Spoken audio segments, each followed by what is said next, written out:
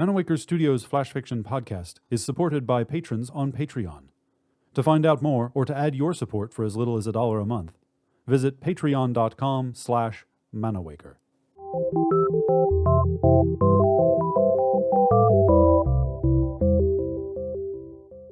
Welcome to Manawaker Studios Flash Fiction podcast.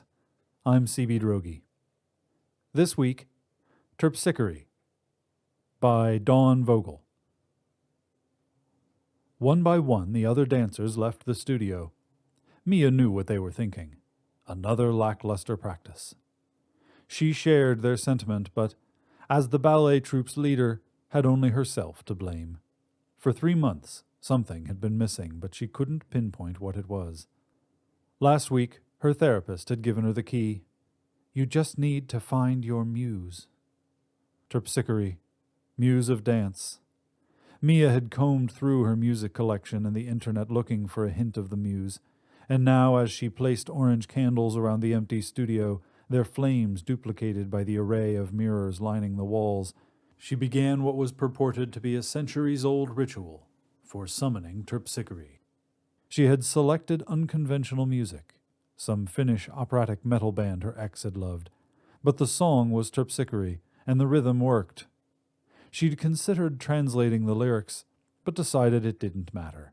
She wasn't a singer, so the music would be her voice for the summoning. Candles lit, she located the song on her iPod and hit play.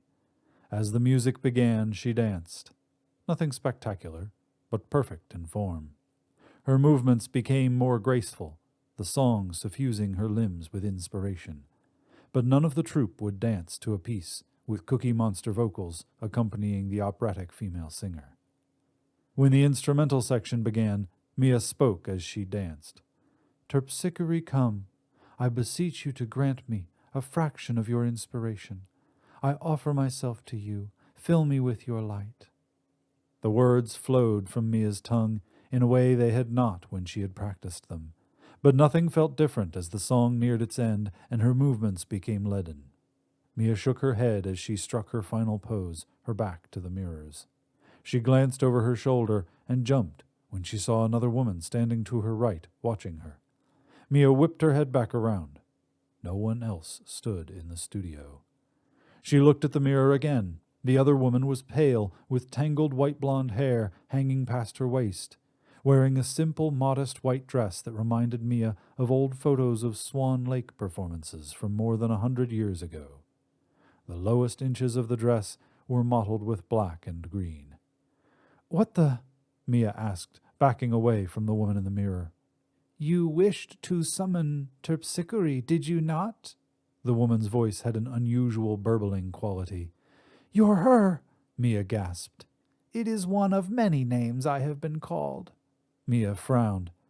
"That's not entirely a yes." "It's not a no either," Terpsichore said. "You want inspiration for your dancing.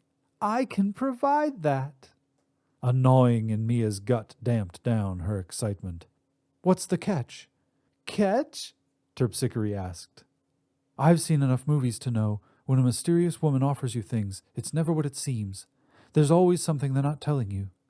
"Ah, well, you will have to come to me for a time, but time passes differently here. You will not be missed."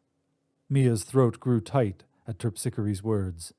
Tears threatened to spill from her eyes. The muse was right. No family, no girlfriend, and few close friends.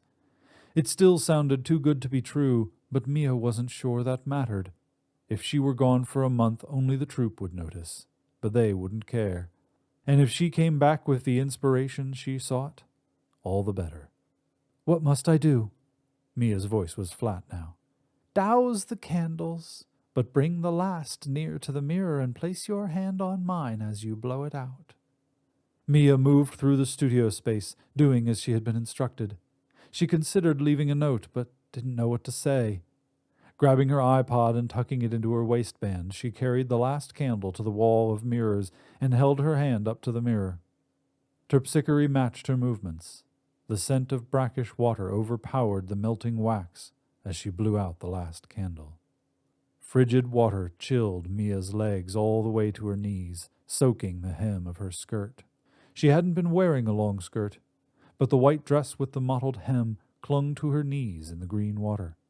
Mia looked round until she spotted white blonde hair illuminated by the light of a dozen candles, the same candles Mia had blown out.